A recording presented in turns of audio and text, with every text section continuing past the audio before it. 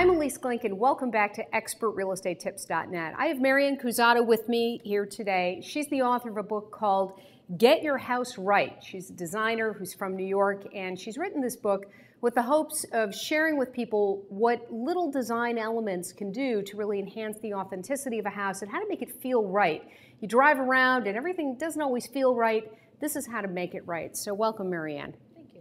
So let's talk a little bit about what people who are building homes can do in order to make their homes feel authentic. Not everybody has a big budget, so maybe some things that could do cost money and some things that maybe don't cost as much. Where would you start?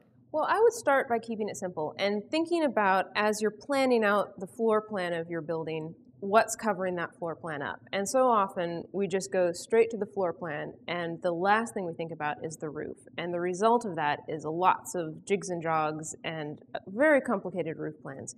If you think about just the very simple volume of the house and additive pieces onto it, it's going to be a lot more affordable to build. Every time you step in and out in sort of the attempt to make something look more interesting, it actually also adds cost that's unnecessary. So you can achieve the exact same program, but do so in a way that's easier to build. And the result of that, in not only being easier to build, is something that actually usually ends up looking a lot nicer.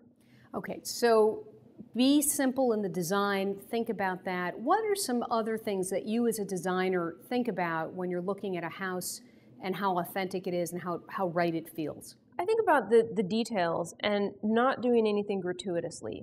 You know, there's the shutters or that don't fit the windows, but also a porch that's 3 feet deep and you can't actually sit on it. All of that adds cost that's unnecessary because the result is something that you can't actually use. So my rule of thumb when I'm designing and looking at affordable housing, I actually, just say if it's going to be there, it needs to function. I've designed a 300 square foot building that has an 8-foot deep porch. It's a proper porch. It's not a 3-foot porch for the sake of being a porch, but a usable room on the house, essentially. And so that's the thing is, don't put tons of extra stuff in, but everything you do it really well. How do you know how big a porch is supposed to be? How do you know how big the gutters and the overhangs are supposed to be for a style of house? Well, a porch, a really good rule of thumb is 8 feet. That gives you enough depth to put a chair and have somebody walk sort of around you. Anything less than that, 6 is the absolute minimum to make it really usable. What happens is a porch that's 6 feet or less, you actually can't use. That's where you sort of see a chair sitting out there, but you never see the person in the chair. Right. When it goes to 8 feet, it's just sort of proven that is the depth that works. So it's a good rule of thumb to go. In terms of eaves and other elements, it really is, it depends on local climate, but it also depends on the size of the building. So if you have a larger 2-story portion of the building and then a smaller portion that's shorter, a 1-story bit, you actually want to make the eaves shorter on the shorter building and a little bit larger on the larger building to be in scale with the building itself. And it's just a minor step down, but in doing that, it really makes it feel like the building is within scale of itself. What do you find that builders are willing to do? Production housing, you've got subdivisions. There's some room for custom work, but a lot of times there isn't. How flexible are builders?